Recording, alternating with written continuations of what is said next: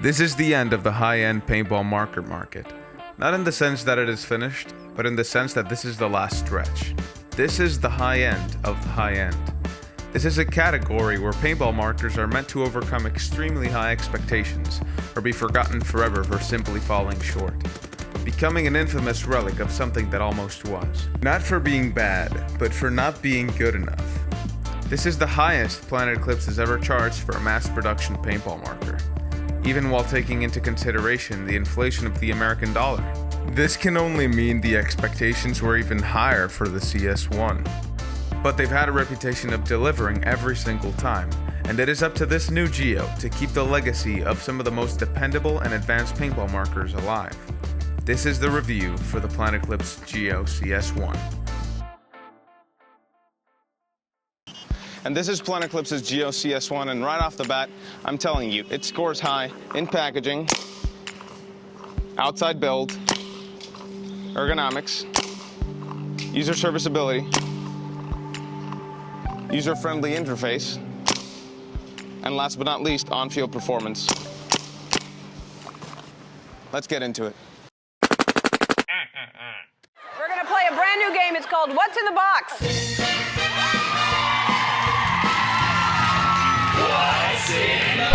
Well, Dory, in the CS1's box, you'll find a branded hard case that's tailored to fit every single one of its contents. There's a manual printed in quality paper with really cool graphics that pretty much... Whoops! The manual is top-notch, the print in it is excellent, and every single detail regarding the marker is thoroughly specified. Next is a full set of ball-end and Allen keys. These will get to any screw in the gun, and you can use them at any angle thanks to the ball ends. Wait a minute. Yeah. This is it right now. Next is a massive spare parts kit. Anything that can wear out in the gun is here. Next, you get Planet Eclipse's barrel covers. These are very durable. Can I hug you first? Next, you get a tube of factory grease. This works very well and should last quite a while. Wow! Next, you'll get 2 bolts to choose from. I'll spare you the details now since we'll have a whole section on it later. Is that cool with you? I suppose. But wait, there's more. You get the Shaft 5, Eclipse's latest barrel. It uses reversed shaft threads for the tip and back and quick autococker threads to go into your gun. And you know what comes with that? Shaft 5.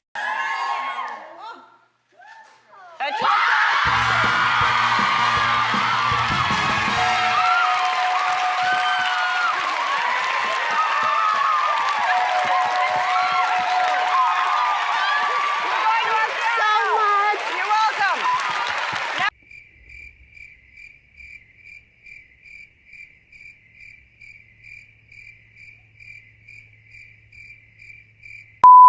I'm sorry.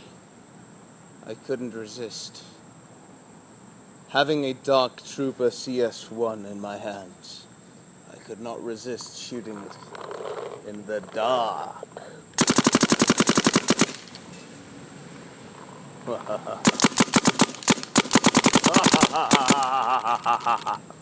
Out of paint. And this is Planet Eclipse's GEO CS1. And right off the bat, when I first held it in my hands, I simply said, wow, about 5 to 10 times. And the reason for this is because if you take a look at the pictures, videos, and other people using the gun, it looks like it's very big and bulky, and it is bigger and it is bulkier. But the way that it's designed is, it's got its own charm. And especially a guy with big hands like me, this extra beef here feels more natural than a slimmed out gun, at least in my case. So I really got used to it and learned to appreciate it fast. Another thing to point out is the way that the body is cut out, the way that it's milled out, and how the parts all come together. The ASA with the frame, with the body and the grips.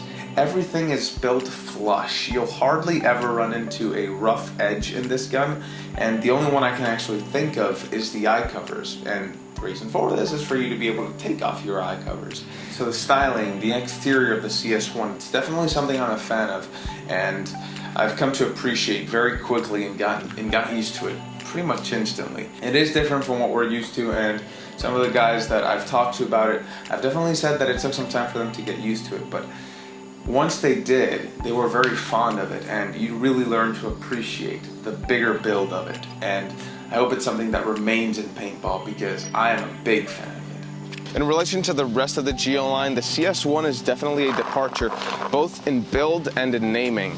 So while you have the traditional GEO 2, 2.1, 3, 3.1, 3.5, all of a sudden you get a CS1, and made me curious, what's so different about this? And basically, it's not that it's a new platform, but it's a rebirth of a platform. So they've taken everything from the GEO and, well, build it up from the ground up. So although the same stuff is going on in here, it's built differently to work better and find its way into this new generation of high-end markers, which is very competitive, and the GEO brings a lot to the table.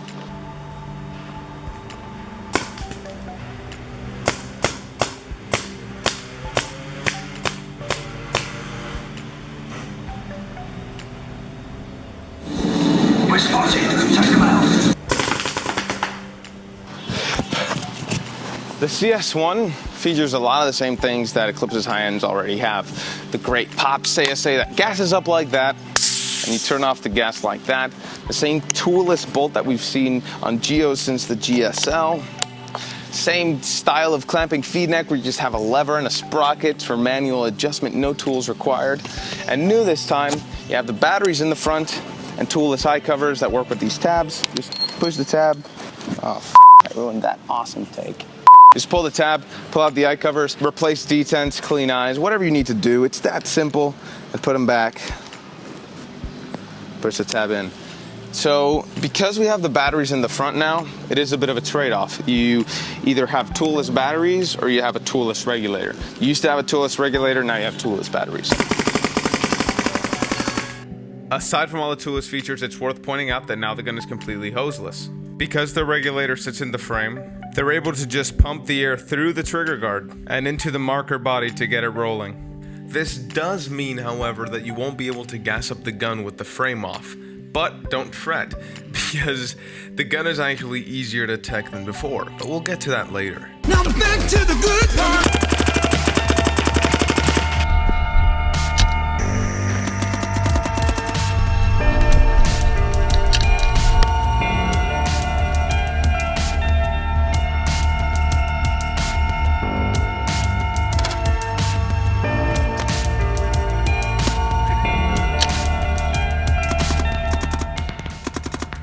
This GEO is an absolutely fantastic shooting platform. Its beating heart, still the IV core, a proven system that can be drastically modified with an SFR or solenoid flow restrictor, and no tuning is required. So let's see how it works.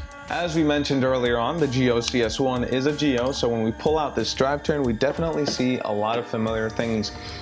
And they've basically run with the same type of drivetrain ever since the GEO 2. You have the sprung prop shaft to close the valve right after the shot. They've improved that with the IV core after the GSL.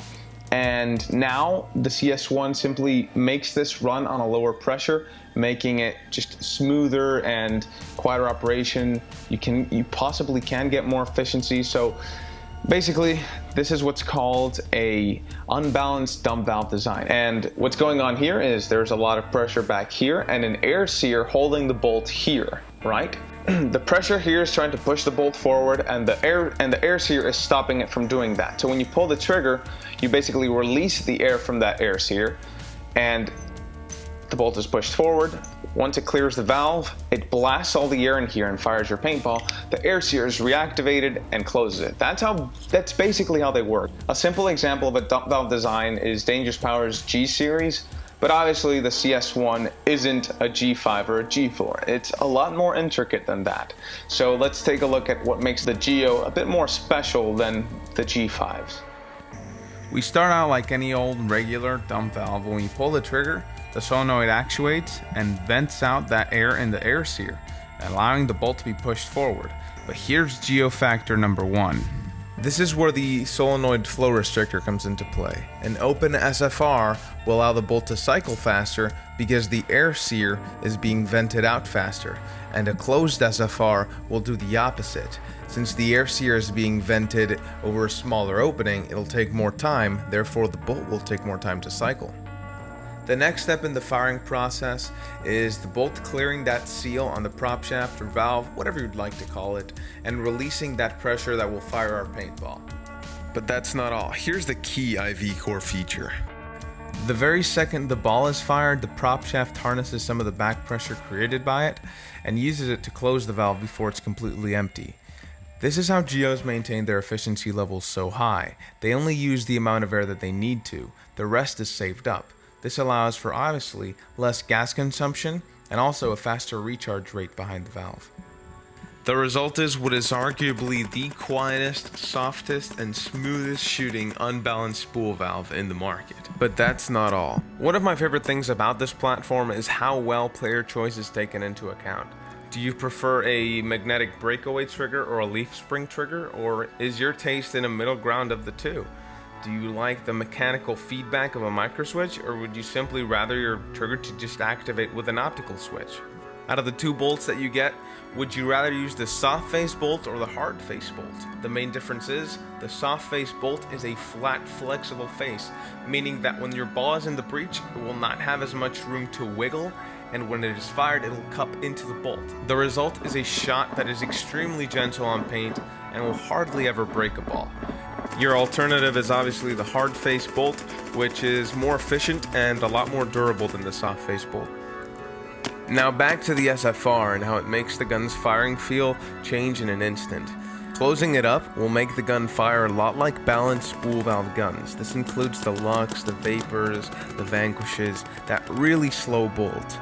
And leaving it open will make the gun fire closer to older GEOs and really along the lines of other unbalanced spool valve guns like the Shocker RSX. The best part about all this adjustability is that there is no technical know-how required to do these things. You just do them. And reliability never comes as a trade-off.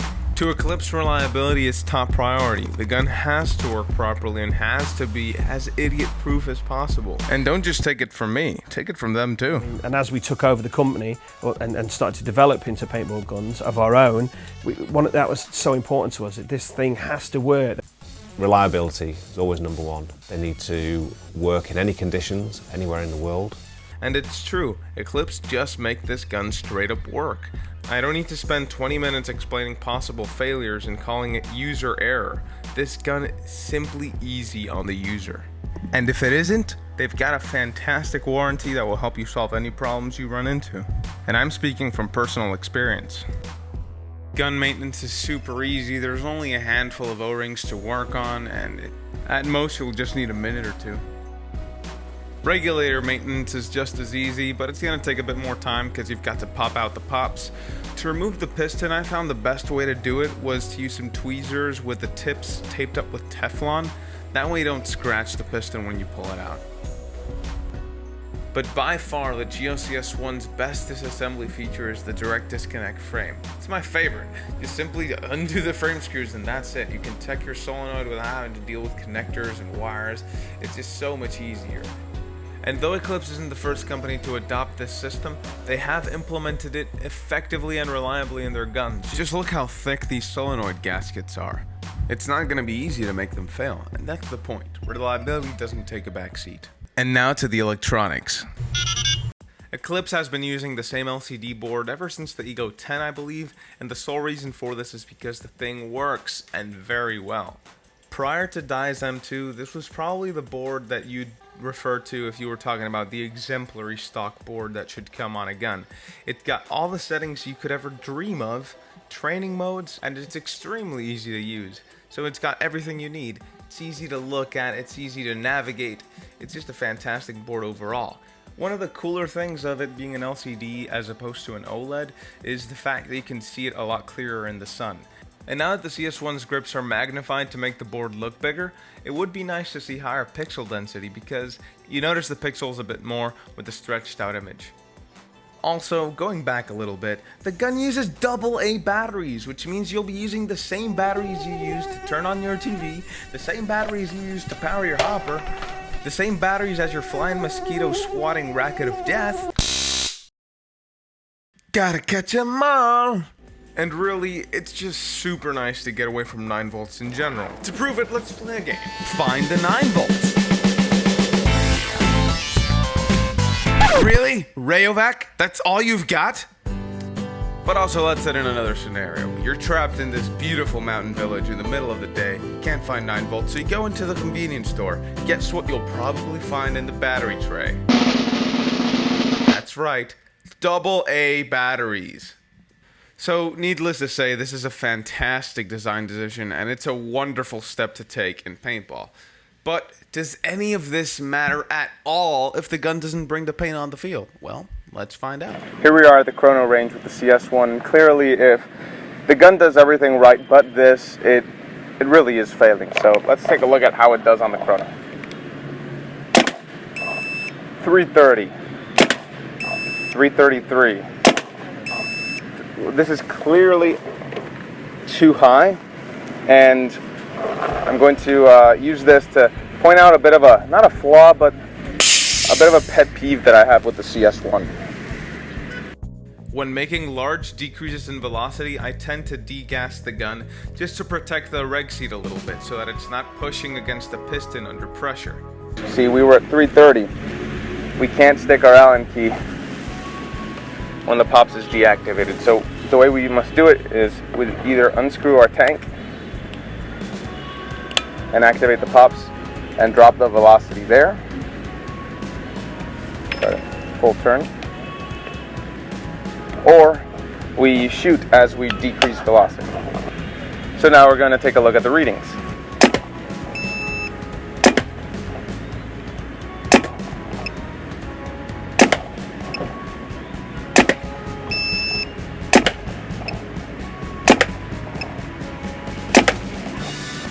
Did not read.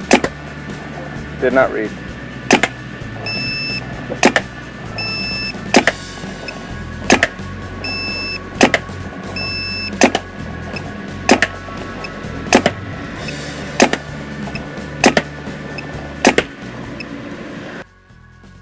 Shot-to-shot consistency was definitely pretty good, so it passed that test. We don't have enough paint to try out. Actually, yeah, let's try out a burst. So we will do a sustained burst, and we're going to see what the plus or minus is.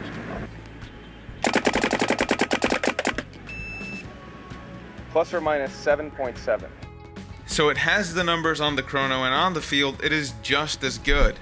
First of all, the gun point's great. At long range, at really long range, I was hitting some tremendous one balls. It was incredible. I know that paintballs don't discriminate what gun they came out of when they're in the air, but the way that it just naturally points is far beyond excellent. The CS1 is really quiet. It's also going to be nearly undetectable for anyone beyond a 50-foot range, and it's also fast. It's overdwelled for reliability, but if you drop the dwell, you can hit more than 15 BPS on semi.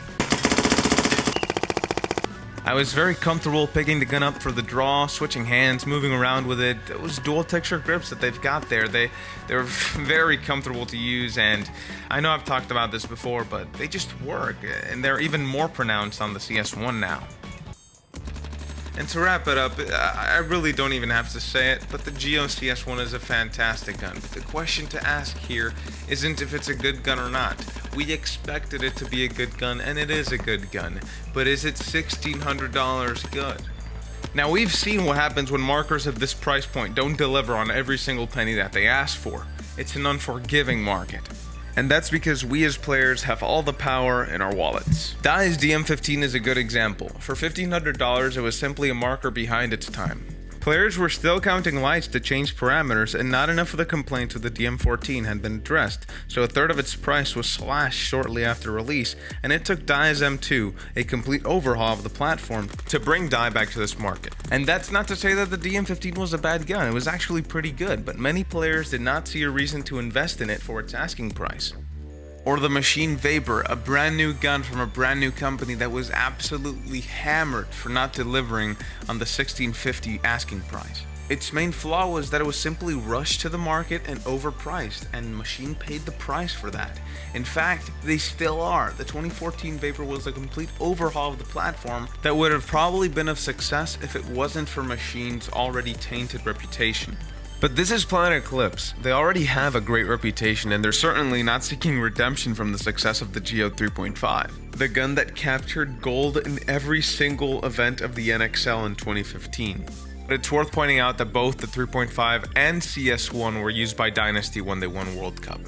But however great the 3.5 was, its competitors have forced it to evolve. And that's the objective behind the CS1. The increase in price from the last generation of GEOs is justified by the overhaul of the platform, if that makes sense. So it's not seeking redemption, it's seeking to evolve. And in this generation of high-ends, where all the markers in the market appear to be evolving a great amount all at once, the GEO CS1 is one of my 3 favorites. Until the ego goes through the same process, in that case there will only be one. So in conclusion, the GEO CS1 is an amazing gun. Get one, I'll get 2, and you can give me one of them because I'm about to sacrifice this one to the paintball gods. And see if they send us an LV2, but if you get your hands on a CS1, you'll be very happy with it because that the GEO CS1, like this case of paint, is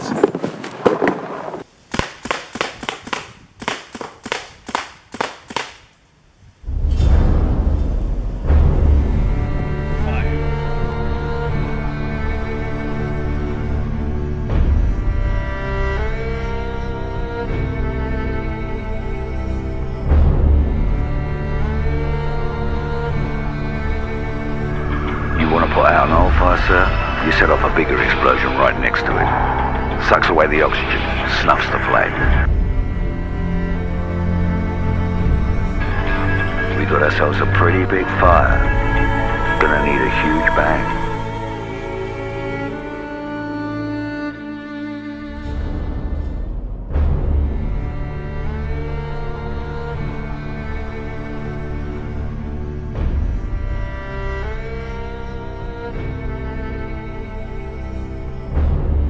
There's a clock tower in Hereford where the names of the dead are inscribed. We try to honor their deeds, even as their faces fade from our memory. Those memories are all that's left when the bastards have taken everything else. What happened? He killed CS1.